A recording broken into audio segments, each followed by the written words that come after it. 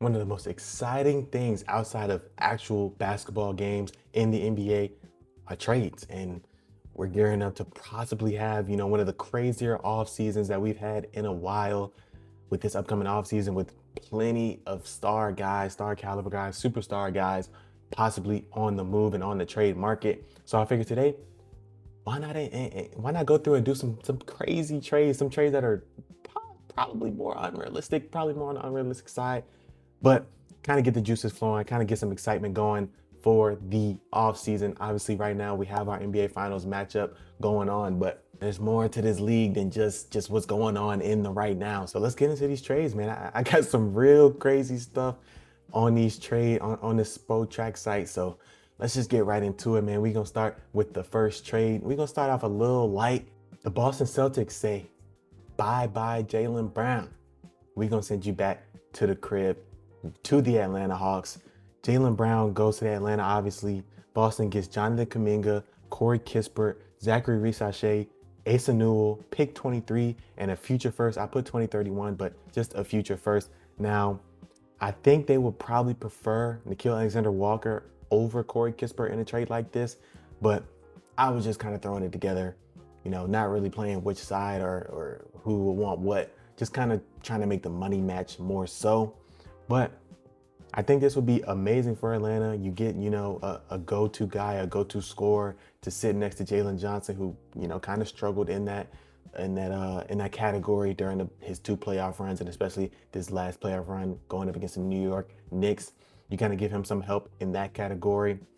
Obviously, it's not really helping you much in the front court or in terms of, guard play, but you still get an all-star, all-NBA player in Jaylen Brown for, Jonathan Kuminga, who you probably weren't really going to re-sign or pick up his option if not for this trade. Nickeil Alexander-Walker obviously has been great for you, but if you can upgrade from Nickeil Alexander-Walker to a Jaylen Brown, I think you definitely do it. Or even if it's a Kispert, a guy that didn't even really play for you in the playoffs, you definitely take that in a heartbeat.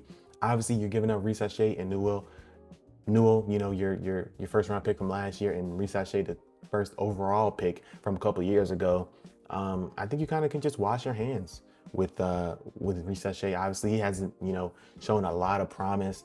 And, once again, if you can get a guy like Jaylen Brown for a Risachet who did not get any minutes in the playoffs, really, you do that trade along with Asa Newell. You basically trading, especially if it's Kispert, you're trading three guys who barely gave you any playoff production for, an all-NBA player in Jaylen Brown. And, I think it's honestly a win for both sides. You get a lot of depth pieces, a lot of young pieces. If you're Boston, obviously you get those 2 first-round picks. In Atlanta, you walk away with Jaylen Brown. So, hey, can't complain. Now, this next trade, we're starting to heat up just a little bit. The Houston Rockets say, we don't need you, KD. We don't want you anymore. That's what's going on right here. We need a guard. We need to go get him. It's Donovan Mitchell. We have Kevin Durant and Reed Shepherd headed to the Cleveland Cavaliers for Donovan Mitchell and Max Strus or Dennis Schroeder, one of the two. Houston, take your pick. I didn't add any picks into this trade specifically. They can kind of work that out. I was just, like I said, trying to make the money match more so. But Houston washes their hands with Kevin Durant.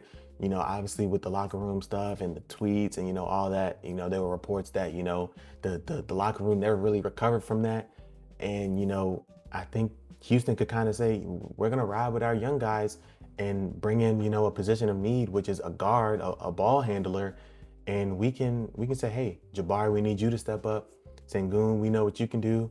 Amen, you're not going to have as many on-ball, opportunities. So we're going to need you to really be able to knock down a catch and shoot jumper. And, I think this would work. I think this would work for Houston. Now, do I think they would do it? I don't know. But we're just trying to shake up the league here. So, yeah. And as for Cleveland, you get Kevin Durant, you get Reed Shepherd. You can move on with Evan Mobley, James Harden, and, whoever else you want to add to that roster. A lot of size there. Obviously, you can go KD at the 3, Emob at the 4, Jared Allen at the 5, James Harden at the 1, and, a 2 to be named, probably like a Sam Merrill or something, especially if you're giving up Strus. But I don't know. I think Cleveland probably want to pick in this. I think this is kind of like okay, we're going to see, we're going to do a 1 to 2 year run, with KD and James Harden. But then after that, Emo, we need you to be the guy, and we're gonna kind of build around you. I think that's kind of what this trade would say. Something to just something to shake up the league a little bit, a little bit different. Obviously, a lot of people are probably saying, hey, if Houston goes after Donovan Mitchell, they're probably not going to give up Kevin Durant. But, just a little something different on this channel. And, but it's definitely on the cards for both of these teams and could benefit both of these teams in different ways.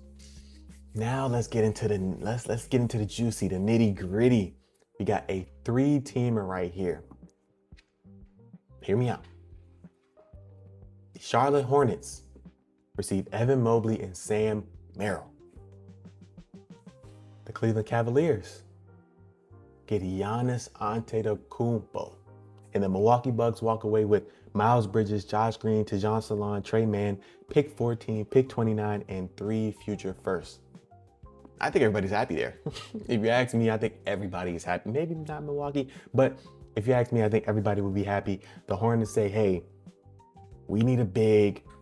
Evan Mobley, we trust you to be our future 5-man, even though he hasn't played a lot of 5. We trust you to be our future 5-man. You can shoot the ball a little bit. You can, jump right into our philosophy and kind of thrive. Sam Merrill, you've kind of been playing like a big wing. Obviously, we know you can shoot the ball. You fit our philosophy really well. Cleveland obviously says, hey, if we're going to trade Evan Mobley, we're obviously going to try and get Giannis. We declined to trade earlier in the year for that. We wanted to see how this team went out. This team got swept in the conference finals. So if we think Giannis can get us over the hump, I think Evan Mobley is, the one that will have to go in that situation. And as for the Bucks, you get a lot of expiring deals in Miles Bridges and Josh Green. You get Tajon Salon, who's shown some really good flashes over the regular season. Trey Mann, maybe he can find a resurgence here in Milwaukee. And obviously, like I said, you get pick 14, so you jump back into the lottery. Pick 29, so you have a late first there and 3 future firsts to be named later. I don't think I put them on here. Yeah, I didn't put the first on here, but 3 future firsts to be named. Like I said, I think this works out for everybody. The Bucks, you kind of hit that reset button. You already have pick 11, so now you have 11, 14, and 29. You could, if this trade goes down before draft day, you could possibly package 14, 11, and 29 to kind of move up, maybe into the top 5 or 6. You kind of have your playground kind of set if you're Milwaukee. Like I said, if you're Cleveland, if you're going to trade Evan Mobley, it better be for Giannis. And for Charlotte, you go and get your big of the future. You only have to give up 1 pick. You still have pick 18 to go and get, a possible Miles Bridges replacement. A Kareem Lopez might be there. It's not likely, but a Yaxel Lindenberg could be there. You still have the flexibility to go and do that, or even trade that pick to get that Miles Bridges replacement. But like I said, another trade that I think works out for all parties, and a bit on the crazier side and a bit more on the unrealistic side, but nonetheless, a trade is done. Now moving on to the next trade. This is a 2-parter. So you're really getting 6 trades in this video, but it's a 2-parter right here. The Toronto Raptors put into effect Operation Get Jamal Murray Back Home as they receive Jamal Murray and Cameron Johnson. And in this first trade, I have the Denver Nuggets acquiring Brandon Ingram and Emmanuel Quickley. In the second version of this trade, as you'll see right here, I have Emmanuel Quickley, RJ Barrett, and Grady Dick going to the Denver Nuggets as opposed to Brandon Ingram. Now, if you're Denver, is this the best deal you could possibly give for Jamal Murray? Probably not. This was more so on the, getting the Raptors a good guard point. But I think if you're Denver, if you had to pick either of these trades, I think you probably go with the Emmanuel Quickley, the RJ Barrett, and the Grady Dick. Obviously, Emmanuel Quickley's contract is kind of but you put him next to Jokic and maybe he can, he can provide a spark and, get his value up, and maybe you can trade him, or you can even keep him. RJ Barrett is going to be an expiring contract, so you kind of see how the year goes with him. You can trade him off, or, if he plays really well, you can re-sign him in the next offseason. Grady Dick, another expiring contract, but, young, supposed to be able to shoot it, hasn't really been able to shoot it. 6'7", being able to, still has a lot of room to grow. And that's kind of your young piece in this trade. Maybe you ask Toronto, I think, what do they have? Pick 21. pick 19. Maybe you ask Toronto, hey, let's go get pick 19. So maybe we can get, a young guard or a young scorer on our roster on top of the guys that you're already sending off. But, I really like Jamal Murray in Toronto. I think he solves their point guard woes. I think, he takes a lot off of Scotty Barnes' plate. He takes a lot off of Brandon Ingram's plate if he stays in Toronto in this trade. And you still keep your positional size. You can go and draft a big man if you keep 19. You can go and, still, I think you have some pieces to even still go trade for like a Miles Turner and bring him in and bring you some size at the 5. You still have a lot of options if you go out and get Jamal Murray personally. So, hey, a trade that I think really works out for Toronto and might not work out so much for Denver. But, hey, man, sometimes that's just how trades got to be. Sometimes that's just how they got to be. And last but not least, we have the mega 5-team. This 5 teams, right? Yeah. 5-team trade. We have Charlotte Hornets, Los Angeles Clippers, Dallas Mavericks, Phoenix Suns, and the Minnesota Timberwolves. Let me walk y'all through this real quick. As you see on the screen right here, Charlotte Hornets acquire Rudy Gobert. They get their big. They get their guy. May not big of the future, not the big of the future, but just a big. You get the Dallas Mavericks, Dante DiVincenzo, Jalen Green, pick 28 from Minnesota. Simple. The Los Angeles Clippers get Miles Bridges to John Salon, pick 18. The stupid ass ad. Pick 18, a 2027 lottery protected first, and a 2028 first from Minnesota. These firsts are interchangeable. They could be whatever first they want. I just 3 first for the Los Angeles Clippers. And you see it. Kyrie Irving and Kawhi Leonard are going to the Minnesota Timberwolves, and the Phoenix Suns acquire Julius Randle and pick 30 from Dallas. Crazy trade. Don't look at me too crazy. I was, just having a lot of fun and, tinkering around with a lot of trades on this Spotrac site.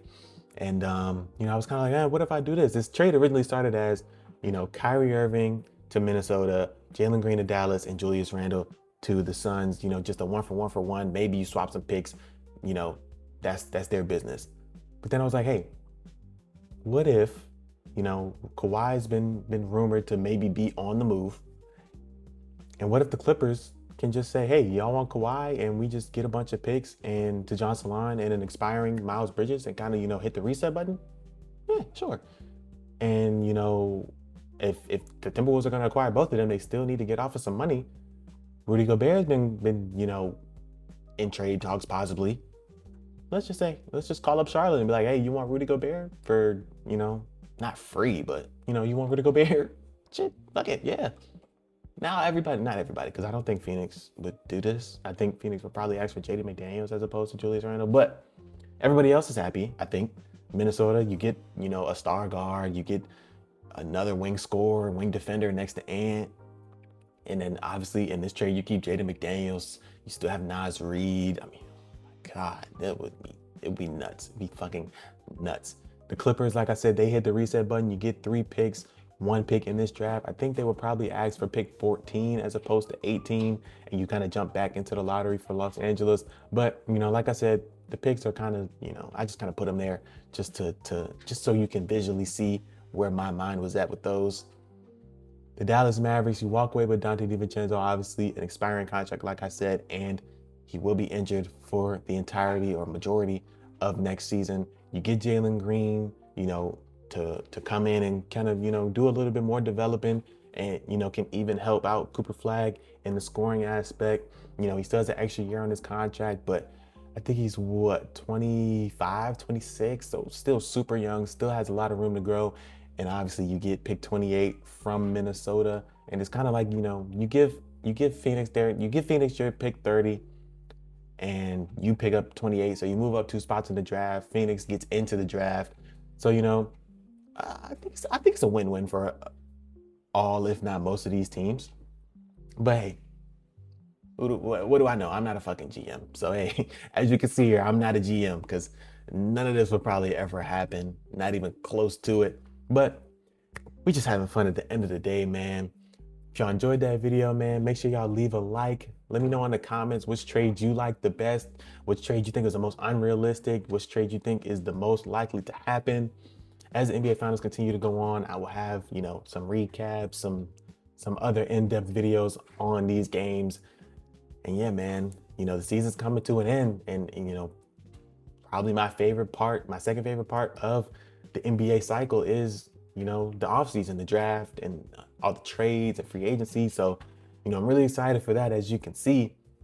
And, I can't wait until we can get to that point, especially in the draft with my Washington Wizards having the #1 pick. But if you enjoyed that video, man, leave a like, sub up, turn that noti bell on if you have not, and I'm out.